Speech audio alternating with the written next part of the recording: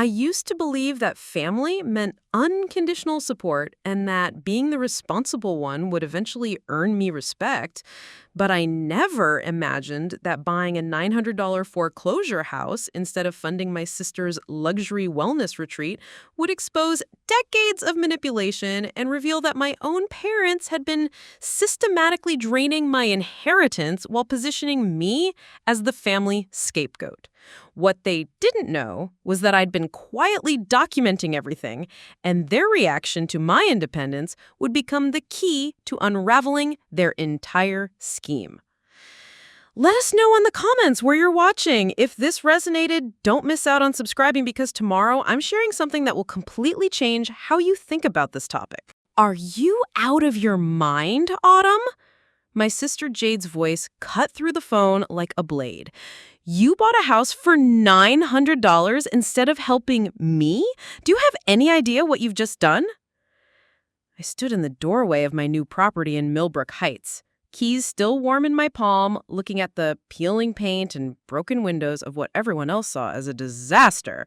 But I saw potential. I saw freedom. I saw a chance to finally stop being everyone else's financial safety net. I bought myself a home, Jade. Something I've been trying to do for 3 years while I've been what? Her voice turned shrill. While I've been trying to heal from my trauma? While I've been working on bettering myself? You know how important this Crystal Haven retreat is to me. I told you I needed $15,000, and instead you waste money on some condemned shack? The irony wasn't lost on me.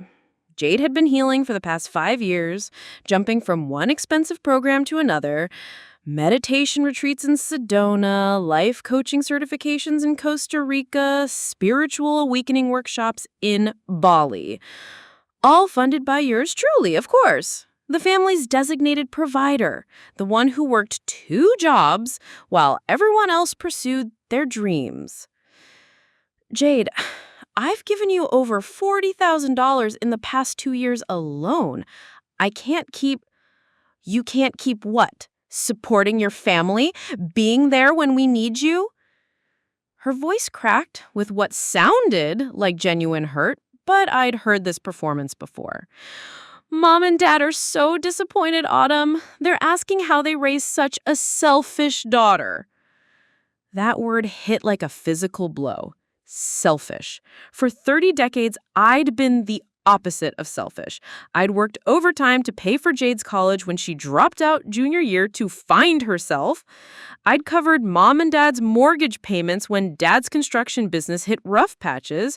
I co-signed loans, paid medical bills, funded every family emergency that somehow always seemed to land on my doorstep. Where are Mom and Dad now? I asked, though I already knew the answer.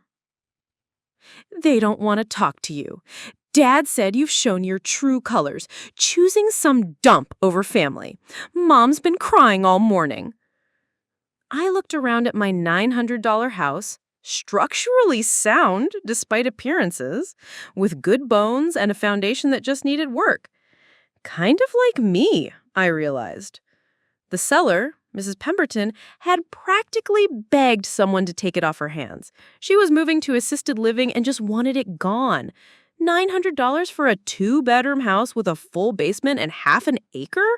In anyone else's eyes, it was the deal of a lifetime. But not in my family's eyes.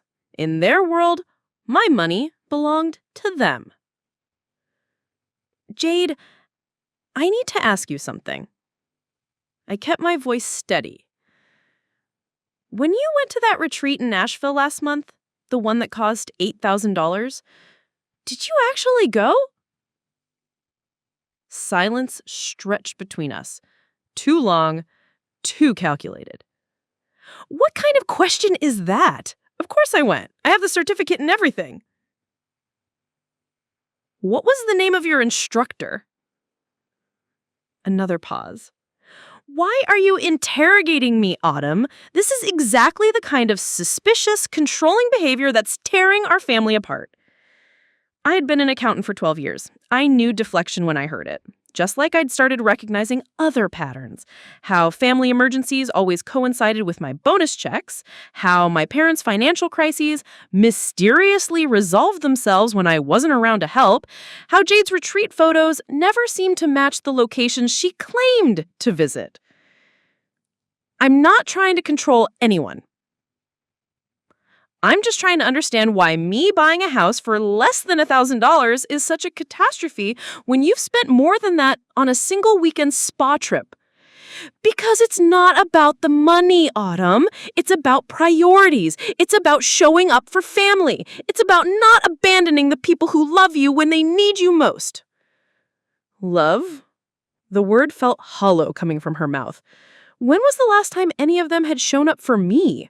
When I'd had pneumonia last year and missed 2 weeks of work, who had checked on me?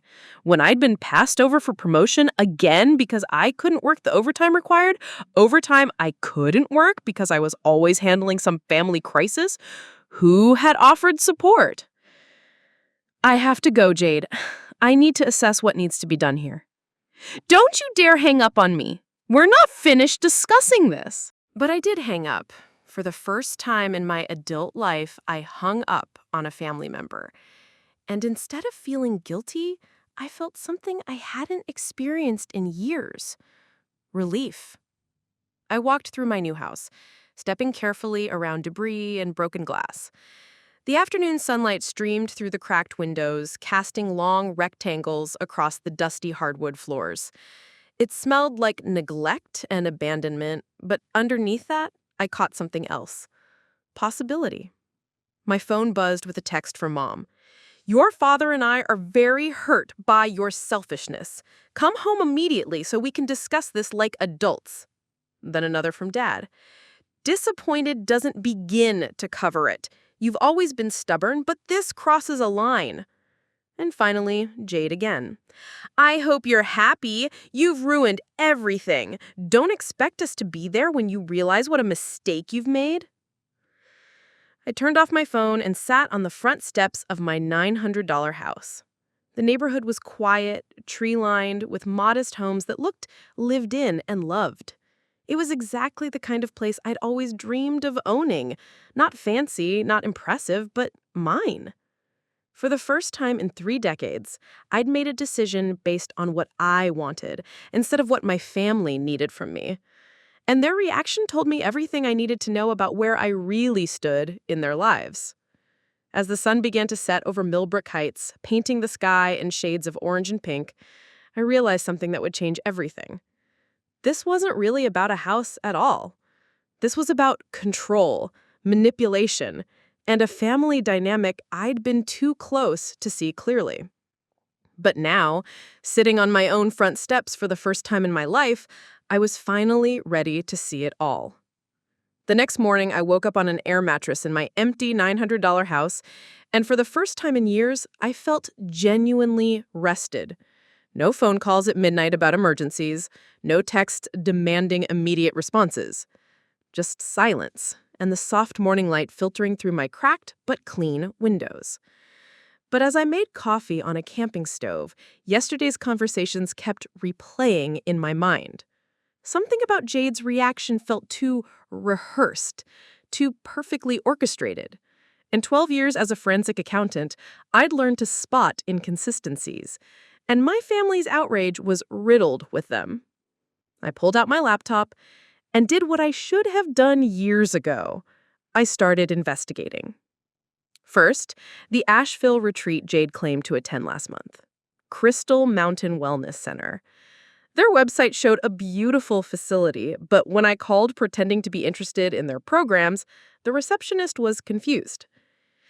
I'm sorry, but we've never offered a program called Sacred Feminine Awakening. Are you sure you have the right location? I described Jade's photos, the meditation pavilion, the crystal gardens, the mountain views. The receptionist was patient but firm. Ma'am, our facility doesn't have any of those features. We're actually more of a day spa. Our longest program is a 4-hour package. $8,000 for a day spa that didn't exist. I felt sick. Next, I searched through my bank records, going back 3 years. The pattern was staggering. Every time I'd set money for Jade's sacred healing journey, there were corresponding charges on her social media posts, but not to retreat centers or spiritual workshops. Designer handbags, luxury hotels in Miami, first-class flights to Las Vegas, shopping sprees in Savannah's historic district. The Costa Rica life coaching certification lined up perfectly with posts from expensive beach resorts and exclusive spas. My phone rang. Dad. Autumn, your mother is beside herself. You need to come home and apologize. Apologize for what, exactly? For choosing a condemned building over your sister's well-being, for being selfish and abandoning your family when we need you most. I stared at my laptop screen, at the bank transfers totaling over $60,000 to fund Jade's fake spiritual journey. Dad, when was the last time you or Mom asked me how I was doing? What kind of question is that? We talk all the time. No, we don't. You call when you need money. You text when there's a crisis I'm supposed to solve. When I had pneumonia last year, how many times did you check on me? Silence. Then, you're being dramatic. We're a family. We support each other. Do we? Because I've been looking at my bank records, and I've given this family over $60,000 in the past 3 years.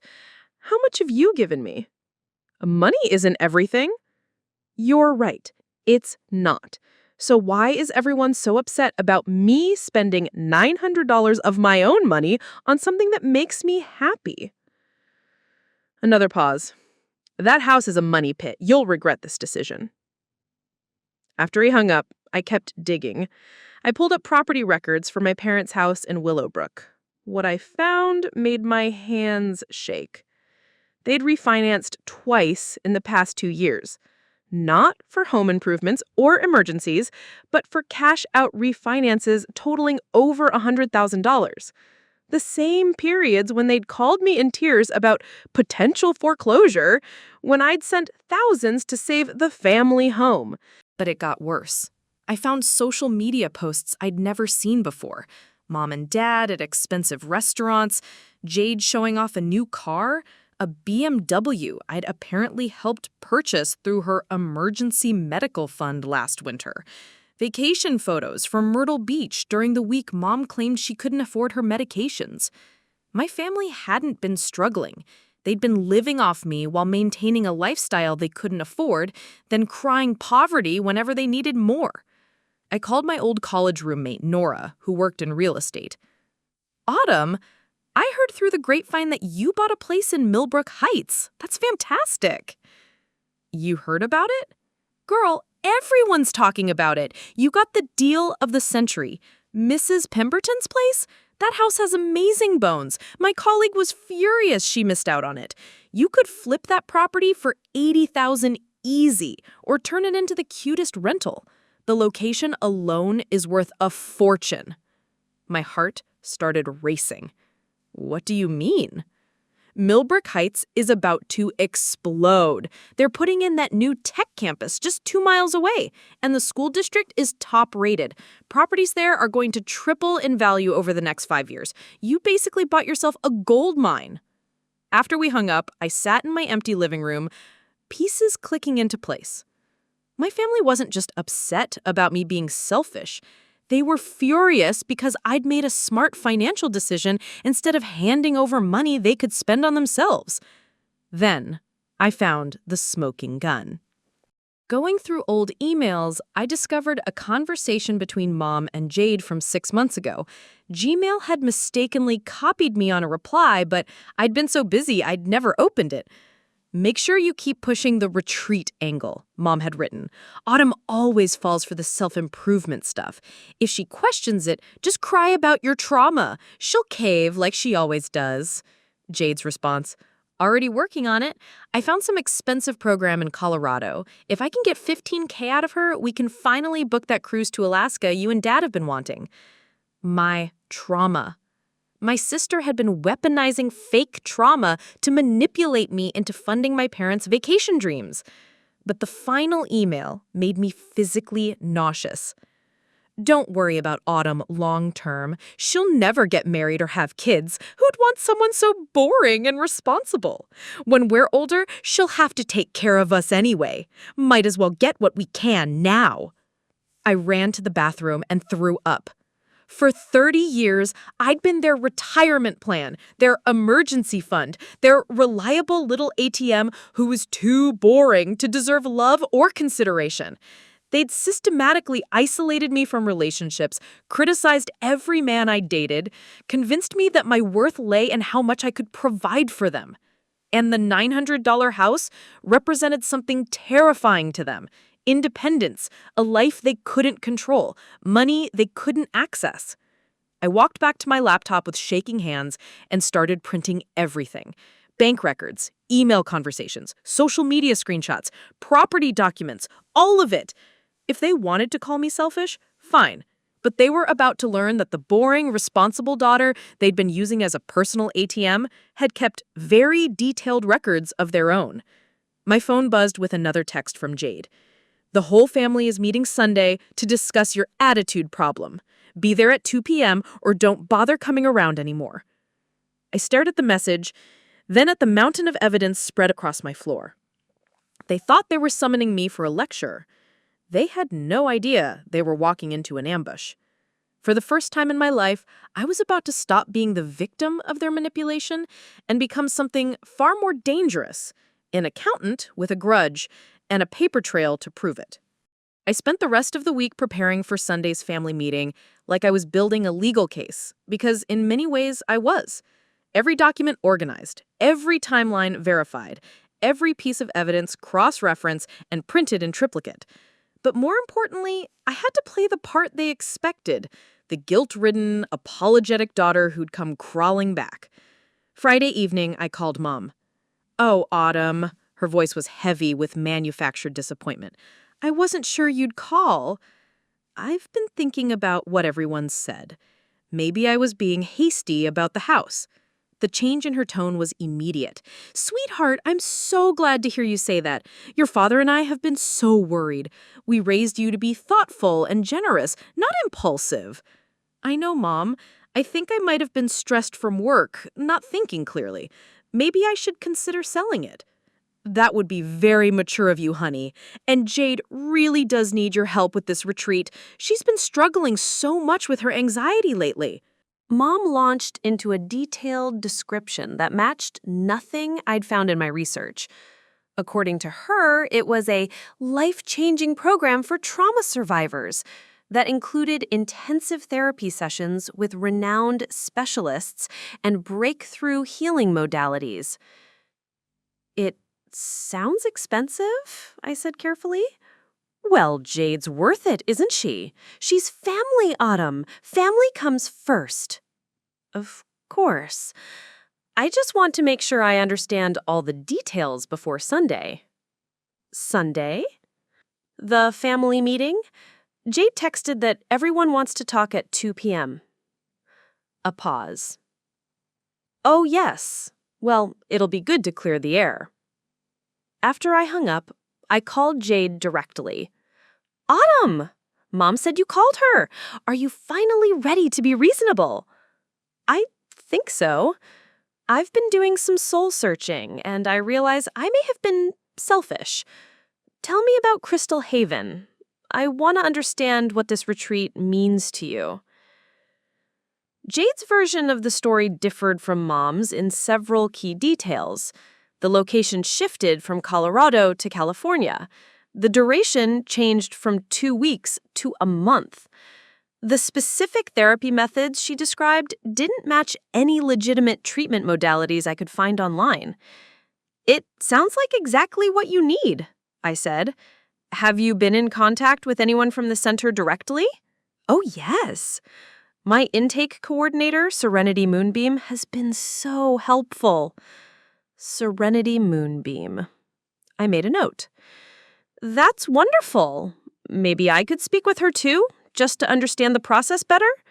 "That's not necessary. They're very protective of their clients' privacy." "Of course. Well, I'm looking forward to Sunday. Will everyone be there?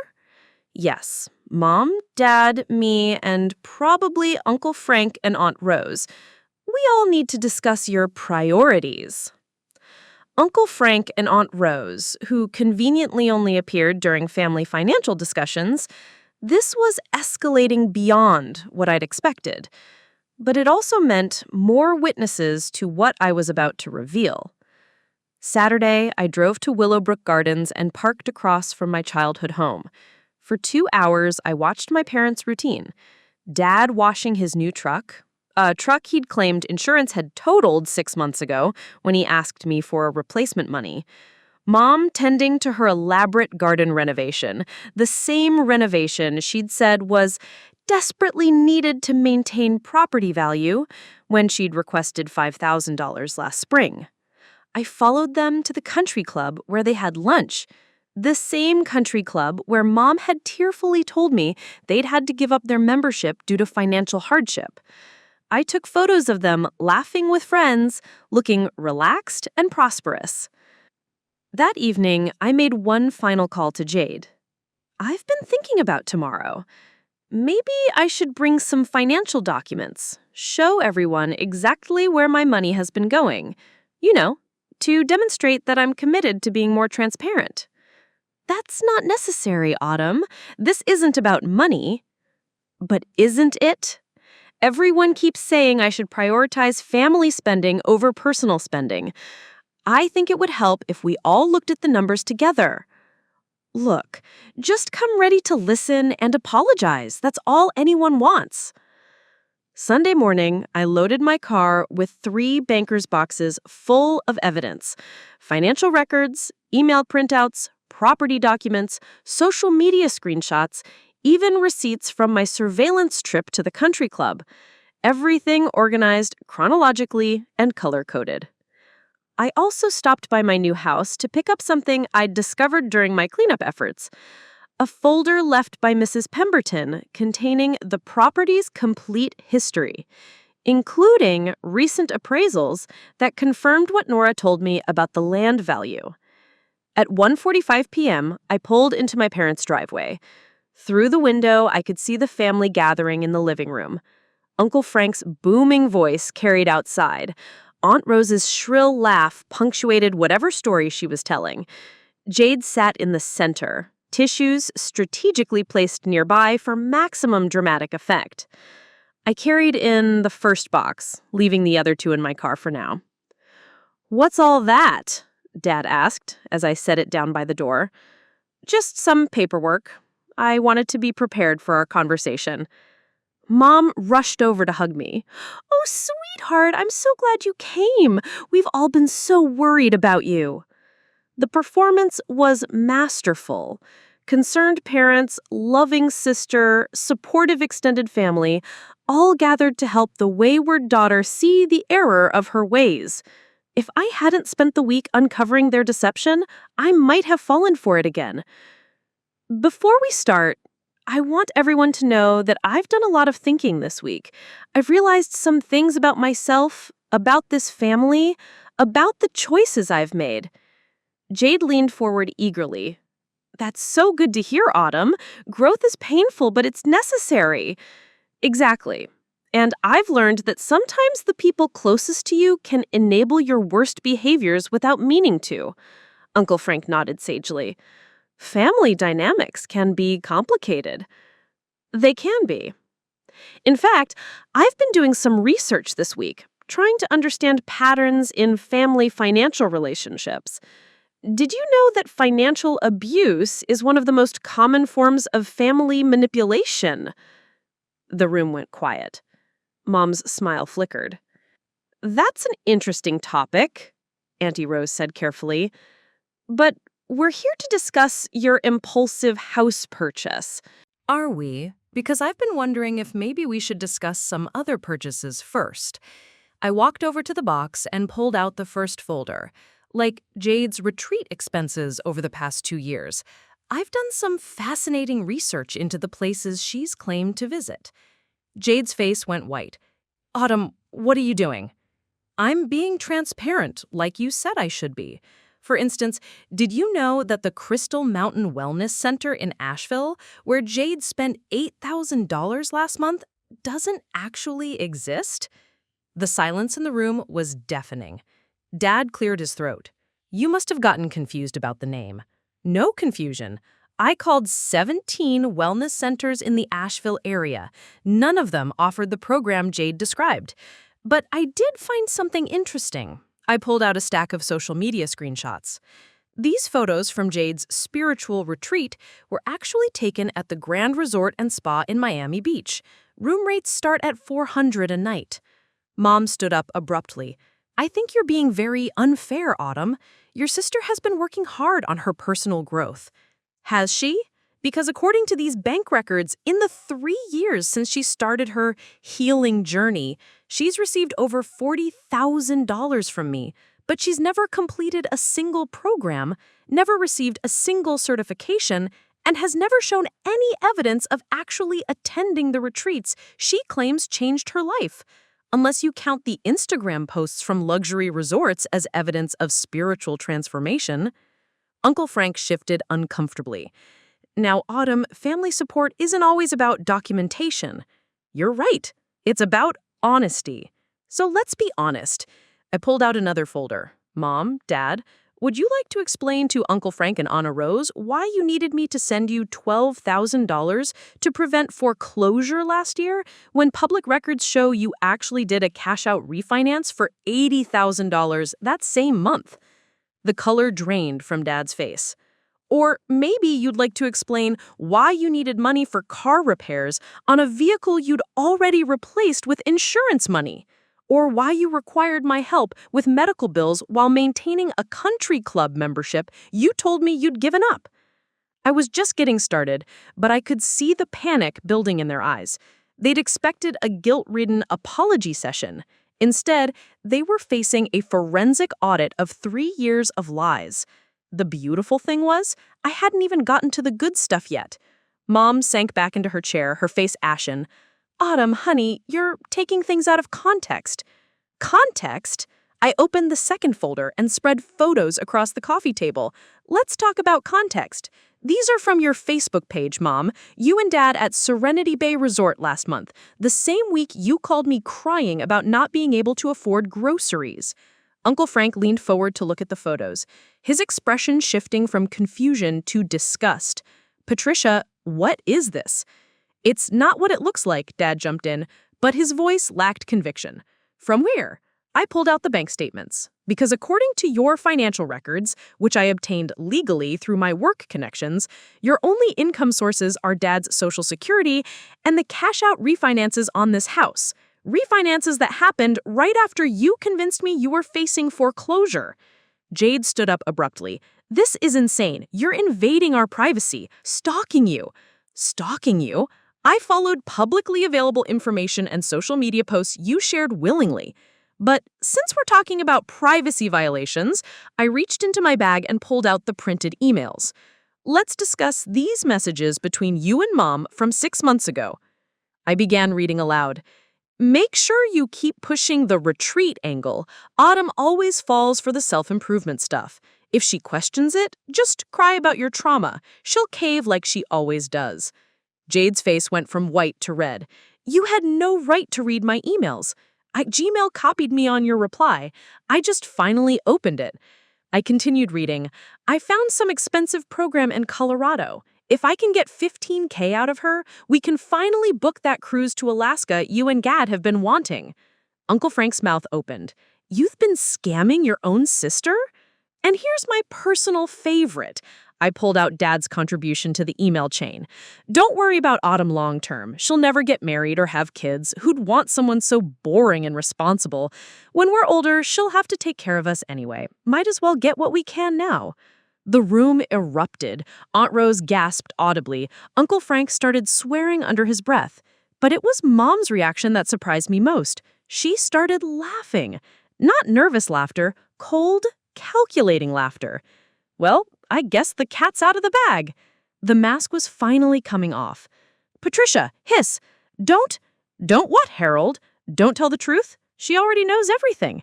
Mom turned to me with an expression I'd never seen before. hard, predatory. You want honesty, Autumn? Fine, let's be honest.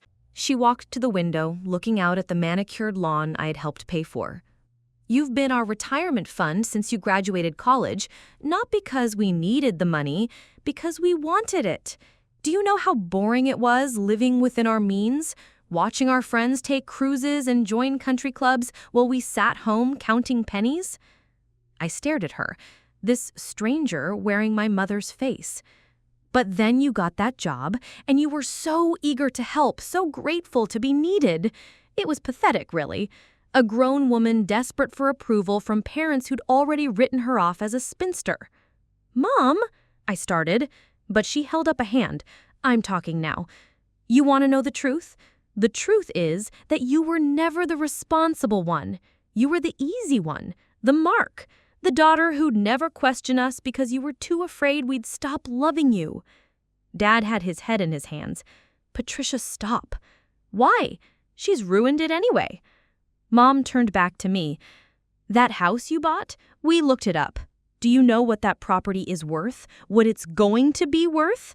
You stumbled into a gold mine while we've been working for years to extract money from you gradually."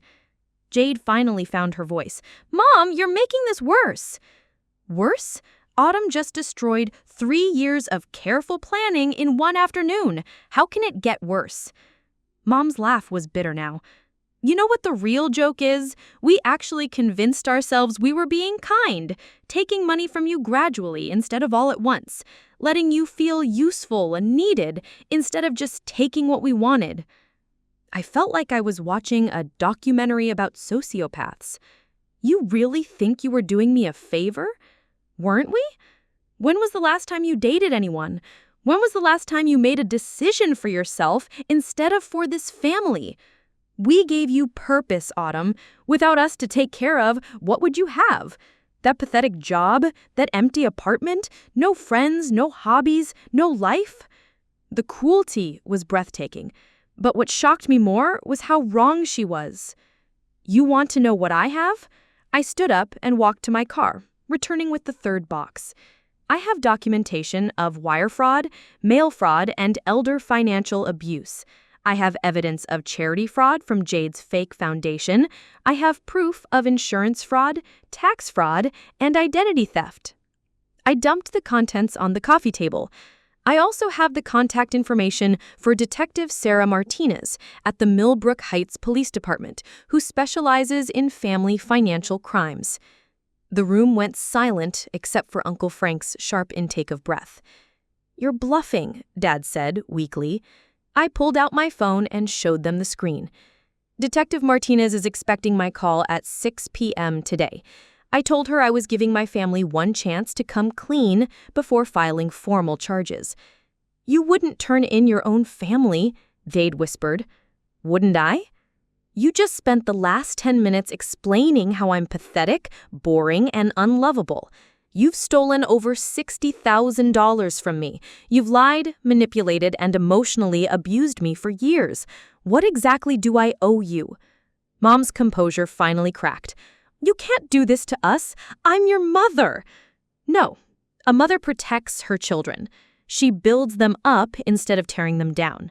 She sacrifices for them, not the other way around. You're not my mother.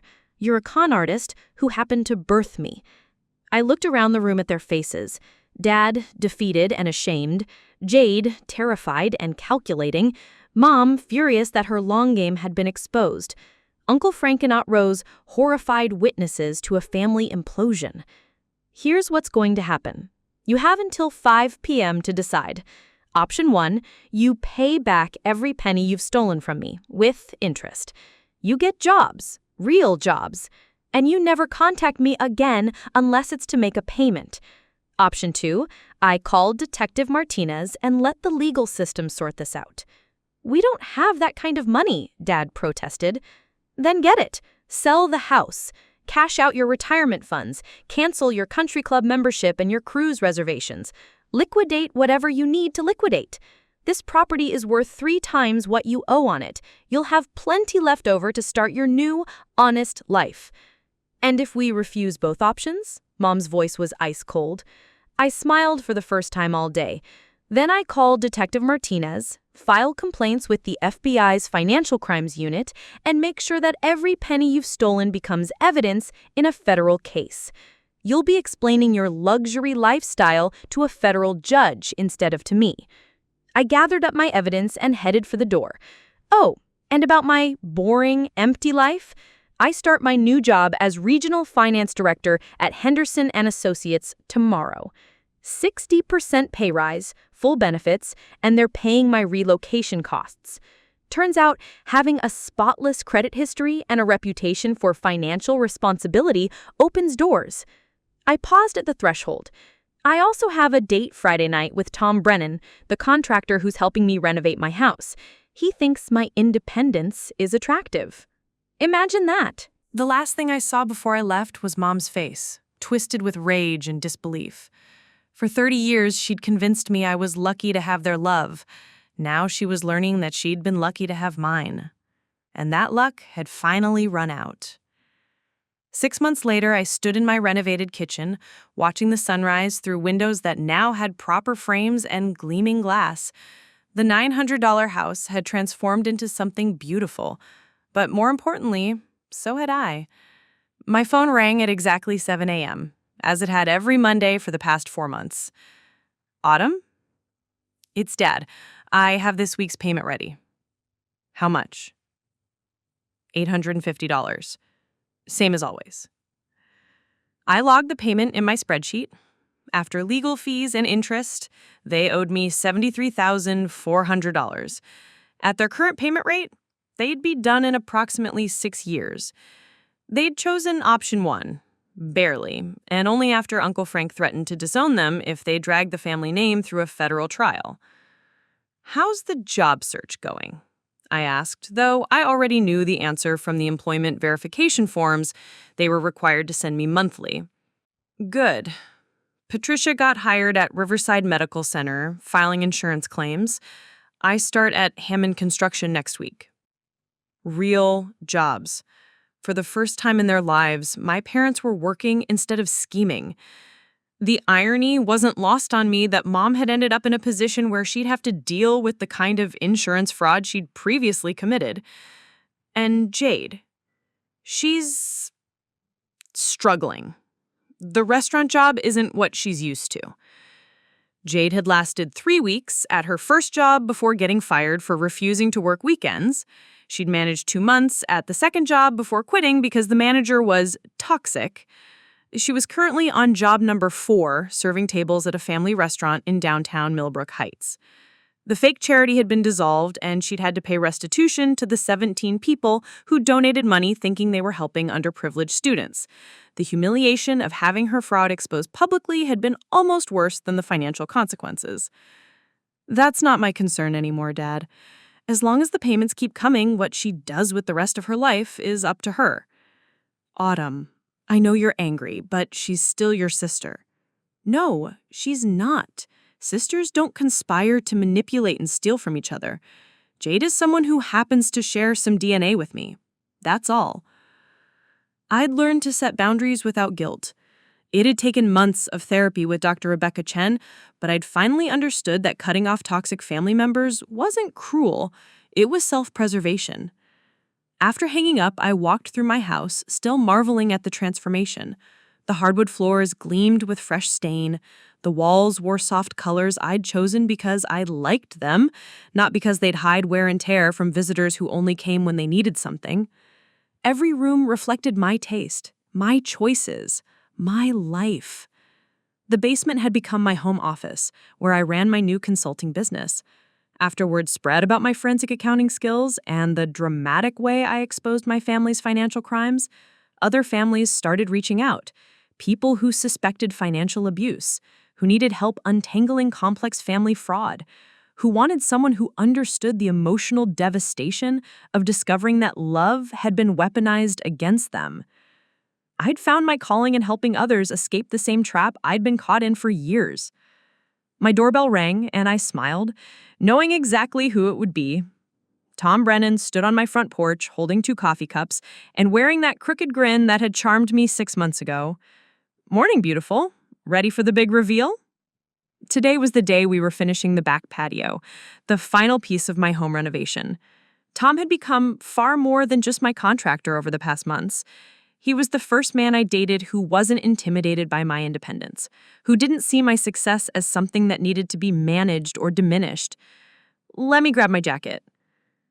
We walked around to the backyard where the stone patio stretched toward my garden. Tom had designed it with a fire pit at the center and built-in seating that wrapped around 3 sides. It was perfect for entertaining, though I was still learning how to have people over for reasons other than giving them money. "What you think?" Tom asked, though he already knew the answer from my expression. "It's exactly what I wanted." "Good, because I was hoping you'd let me be the first guest at your housewarming party." I laughed, leaning into his warmth. "You've been here every day for 3 months. I think you've already christened the space." Different context. This time I'm coming as your boyfriend, not your contractor. Boyfriend. The words still felt new and slightly surreal. At 33, I was experiencing my first healthy relationship, learning what it felt like to be with someone who celebrated my successes instead of resenting them. My phone buzzed with a text from Dr. Chen. "Don't forget, group session tonight at 7. Looking forward to hearing your updates." The Family Financial Abuse Support Group had become an unexpected source of strength. 12 people who'd all discovered that their love had been systematically exploited by family members. We met weekly, sharing strategies for healing and protecting ourselves from future manipulation. Tonight, I was presenting my story to newcomers, people just beginning to realize that their family's financial emergencies might not be as legitimate as they seemed. 6 months ago, I couldn't have imagined standing in front of strangers and admitting how thoroughly I'd been duped.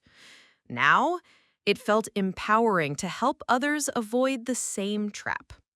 "Are you nervous about tonight?" Tom asked, reading my expression. Not nervous, just amazed at how different everything is now. Different how? I looked around at my property, my house, my life. 6 months ago, I was living paycheck to paycheck despite making good money because everything went to other people's problems. I was lonely, but convinced it was because I was too boring to attract anyone worthwhile. I was working a job I'd outgrown because I couldn't take risks that might affect my ability to handle family emergencies. I paused, gathering my thoughts. Now, I own my own home, run my own business, and I'm dating someone who thinks my financial independence is attractive rather than threatening. I have actual friends instead of just family members who needed things from me. "Don't forget the most important change," Tom added with a grin. "What's that?" "You bought the most undervalued property in the county and turned it into a showplace. Nora says you could sell this place for $200,000 tomorrow if you wanted to." The financial irony still amazed me. My family had been furious about me wasting $900 on a house instead of giving $15,000 to Jade. That house was now worth more than everything I'd ever given them combined. But the real value wasn't monetary. The house represented the first decision I'd made purely for myself in 3 decades. It was the catalyst that had exposed their manipulation and forced me to choose between enabling their abuse or reclaiming my life. My phone rang. Unknown number. "Hello? Autumn? It's Mom." I hadn't heard from her directly since the confrontation. All communication had gone through Dad as per our agreement. "What do you want, Patricia?" The use of her first name was deliberate. She'd lost the right to the title Mom when she had revealed her true feelings about me. I wanted to apologize. Really apologize. Not just, "I've been seeing a counselor and she says I need to take responsibility for what I did to you." And I was wrong about everything. The way I treated you, the things I said, the way I used your love against you. I was wrong, and I'm sorry. I waited, but that seemed to be the extent of it. "Is that all?" "I was hoping maybe we could try to rebuild something. Not like before, but something healthier. I looked out at my patio, at Tom arranging cushions on the seating area, at the garden where I was growing vegetables I actually liked instead of ones that were practical for large family dinners I no longer hosted. Patricia, I appreciate that you're getting help, but I'm not interested in rebuilding anything with you. You spent 30 years teaching me that my worth was based on what I could provide for other people. It's taken me 6 months to learn that I have value just for existing. But we're family. No, we're not. Family doesn't emotionally abuse each other for financial gain. Family doesn't call their children pathetic and unlovable. Family doesn't conspire to exploit the people they trust most. I could hear her crying, but it didn't move me the way it once would have. I'm not the same person I was 6 months ago, Patricia. That person would have accepted your apology and invited you back into my life, convinced that forgiveness meant returning to the same toxic patterns. This person knows better. So that's it? You're just cutting us off forever? I'm protecting myself from people who've proven they can't be trusted. If you're genuinely sorry, prove it by building a life that doesn't depend on manipulating others. But do it for yourself, not because you think it might earn you access to me again. After I hung up, Tom walked over and wrapped his arms around me. How do you feel? Free, I said, and meant it completely. That evening, standing in front of the support group, I shared the most important lesson I'd learned. Love isn't supposed to bankrupt you emotionally or financially. Real love builds you up instead of wearing you down. And sometimes the most loving thing you can do is refuse to enable someone else's worst behavior. A woman in the back row raised her hand. How do you know when to stop trying?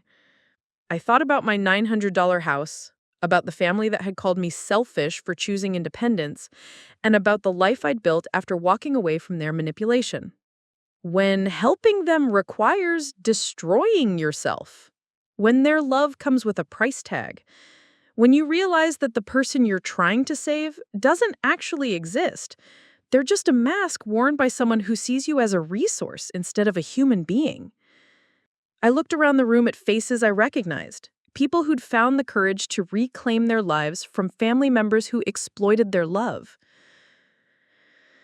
The hardest lesson is that you can't love someone into becoming who you need them to be. You can only love yourself enough to walk away when they prove they're not who you thought they were. Later that night, sitting by my fire pit with Tom, I felt a peace I'd never experienced before. My phone was quiet, no emergencies to solve, no crises to fund, no manipulation disguised as family love. Just the sound of crickets, the warmth of the fire, and the presence of someone who loved me for who I was, rather than what I could provide. For the first time in my life, that was more than enough.